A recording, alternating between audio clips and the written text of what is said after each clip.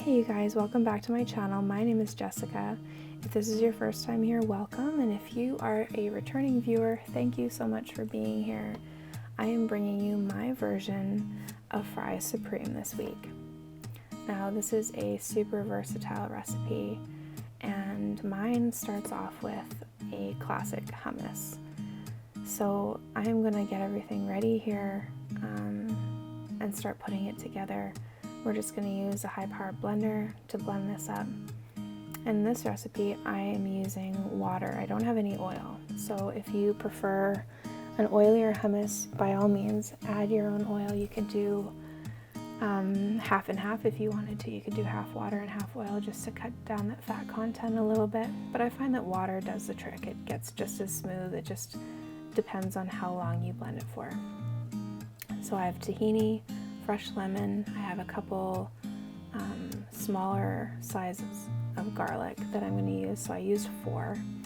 And then I also have cumin and salt to add to this. You could even make this ahead of time, not the same day that you're going to make this recipe, so you can let it sit in the fridge and let those flavors really meld together well, and it does make it even better the next day when that garlic has some time to sit in the chickpeas.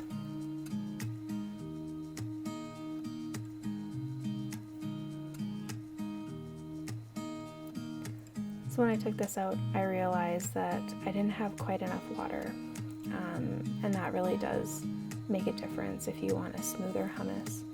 If you like it with a little bit more of a chunky profile, then by all means keep it this way. But I find if you want to spread it on top of fries, then it's definitely nice to add a little bit more water and just smooth it out a little bit. It's easier to dip your veggies in later. It's easier to dip your fries in if you want it on the side. And altogether, it just brings it to a nicer texture, especially if you have young kids. You could add a lot more garlic here too, but I find if I want my kids to eat it that I need to, hold myself back a little bit. Yeah, the texture is a lot better now. So I'm going to go ahead and transfer this into another container.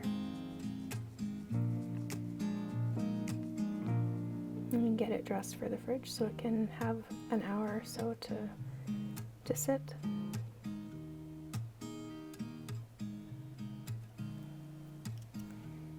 Now I've found this last year. I've had a lot more time at home, a lot less running around, and a lot more time to find more ways to be creative in the home. And that has shown up in my cooking and in all the ways that I can cook from scratch.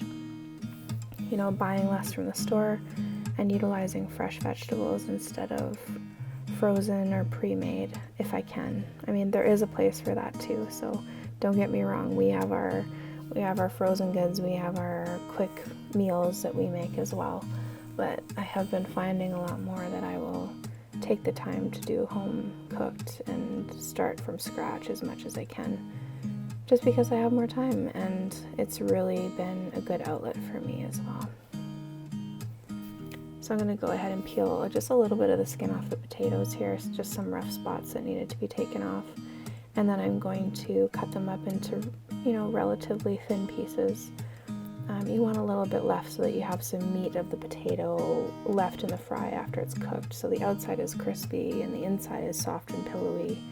And I find soaking the fries or the potatoes beforehand really does help with taking some of that starch off first. So those are going to soak for about 20 minutes, and that'll be just enough time for the oven to warm up to about 425. I accidentally set this to 430, but it worked out fine. And while that's sitting, we're going to make some pico de gallo.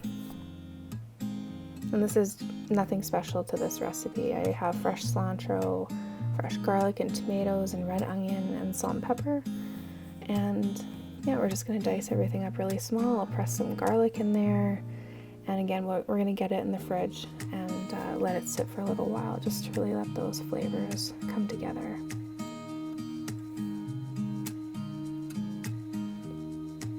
My kids aren't huge pico fans yet, but they will enjoy their fries with ketchup and hummus.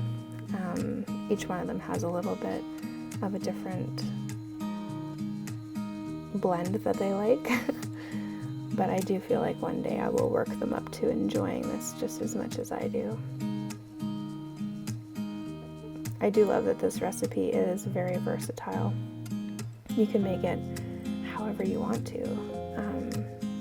You could use pico on top as part of a fries supreme. You could add ground beef if you want to. You could add a vegan cheese sauce or shredded cheese and then put the pico on top. It really comes together so well, and I love recipes like this that leave it for your own interpretation. So take what I made, take what you like and what you don't like, but I am telling you that if you try it like this, I think you may just become a huge fan.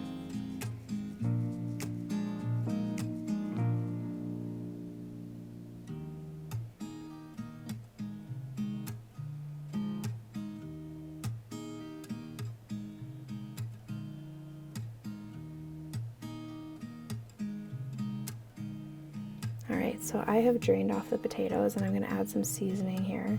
I did leave a little bit of the water content in there. I didn't pat them dry or anything. I did try that in the past and I found that they were too dry. So this really helps if you don't want to add oil, to help get the fries crispy, to help make the seasoning stick. And I'm just going to lightly toss them so that they're evenly coated, and then I'll spread them out as much as possible across this pan here so that they can really crisp up. This is a ceramic baking sheet. I'm trying to get away from using the heavy metals because it does seep into our food. So if you do have a metal pan at home, try to put parchment paper in between and kind of play around with that. But I found this pan on Amazon for relatively cheap, and just look how crispy these fries come out. They are so good. I'm going to flip them all over and put them back in the oven. I will lower the temperature down to 400 degrees just so that we are left with a little bit more of that soft potato in the middle. It does make a difference if you let them crisp up really good initially and then turn the temperature down, like I said. And then we are going to get all of our goodies together so that we can set up our plates. Now my kids are down for a nap right now. They ate lunch, had some leftovers beforehand, so I specifically made this not only to enjoy, but also to show you the recipe. I had such a quiet lunch by myself, and it was lovely. Just look at the inside of those potatoes. Alright, so let's load up the hummus. Just really spread it out around there. Make sure you have enough for all your fries, because there's nothing like a dry fry at the very end and you've got no sauce left. I don't know, we're a sauce family. I don't know about you. You can let me know in the comments below if you guys like to have dips and sauces on all the things, because I'm telling you, it sure makes a difference. And there we go, you guys. As always, I will leave the recipe in the comments below for you. I really hope that this recipe makes its way into your home and that you are able to try it. And let me know in the comments what you think. I am always open to growing and to trying new things, and I hope to show you that on this channel. I mean, being bored at home and needing a creative outlet during lockdown has been where this channel was born, and I'm so glad to be able to share that with you. And thank you so much for coming back and watching. If you want to like this video, please do down below. It really does help my channel. If you want to subscribe to see more videos like this in the future, I do try to make one every Saturday, so you can look forward to that at the beginning of your weekend. Maybe, you can head out and head to the grocery store, pick up some things, and be able to try it with your family over the weekend. I've discovered that eating this with a spoon makes it so much better. I don't have to get my fingers super messy if I don't want to. And you guys are watching, you don't need to see me chewing. I just thought I'd take this opportunity to talk to you a little bit more. Alright, you guys, you can also head over to my Instagram, see what I'm cooking more on a daily basis if you want. And I will look forward to making another video next week. hope you guys have a great weekend. We'll talk to you later.